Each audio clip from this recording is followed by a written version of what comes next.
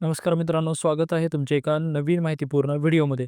मित्रांनो, तुमची निवड मुख्यमंत्री युवा कार्य प्रशिक्षण योजनेअंतर्गत झाली असेल आणि तुम्ही 1 ते 2 महिन्यापासून काम करताय, पण तुम्हाला अजून एकही पेमेंट मिळाले नसेल, तर हा व्हिडिओ शेवटपर्यंत पहा. तुमच्या सर्व प्रश्नांची उत्तरं तुम्हाला या व्हिडिओमध्ये मिळणार आहेत. मित्रांनो, तुम्ही YouTubeवरती अनेक व्हिडिओ पाहिले असतील, की या तारखेला तुम्हाला पेमेंट येणार आहे, तारीख फिक्स झाली.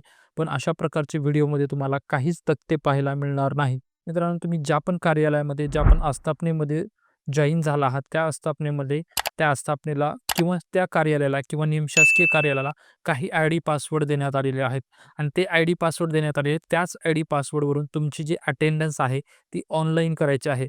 त्यांनी ती अटेंडन्स ऑनलाईन केल्यानंतर ती जी जिल्हा कार्यालय आहे, जिल्हा मुख्यमंत्री जिल्हा कौशल्य कार्यालय आहे, त्यांच्याकडे जाणार आहेत. ते व्हेरिफाय करणार आहे तुमचे अटेंडन्स आणि ते पुढे फॉरवर्ड करणार आहेत. त्यानंतर तुमचं पेमेंट अप्रूव्हल होणार आहे.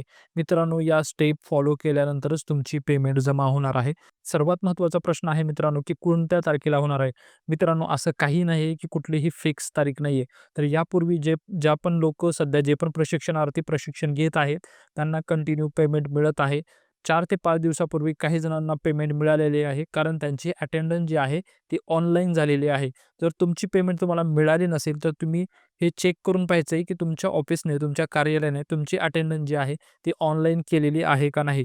आणि शेवटचं तुम्हाला जर कुठं माहिती चेक करायची असेल, तर तुम्ही तुमचं जे जिल्हा कौशल्य विकास कार्यालय आहे, तिथे जाऊन तुम्ही चौकशी करू शकता. याबाबत विचारपूस करू शकता. त्यानंतरच तुमची पेमेंट होणार आहे. मित्रांनो, माहिती जर आवडली असेल, तर व्हिडिओला लाईक आणि चॅनलला सबस्क्राईब करा आणि कुठल्याही अफवांवरती विश्वास ठेवू नका. व्हिडिओ शेवटपर्यंत पाहिल्याबद्दल धन्यवाद.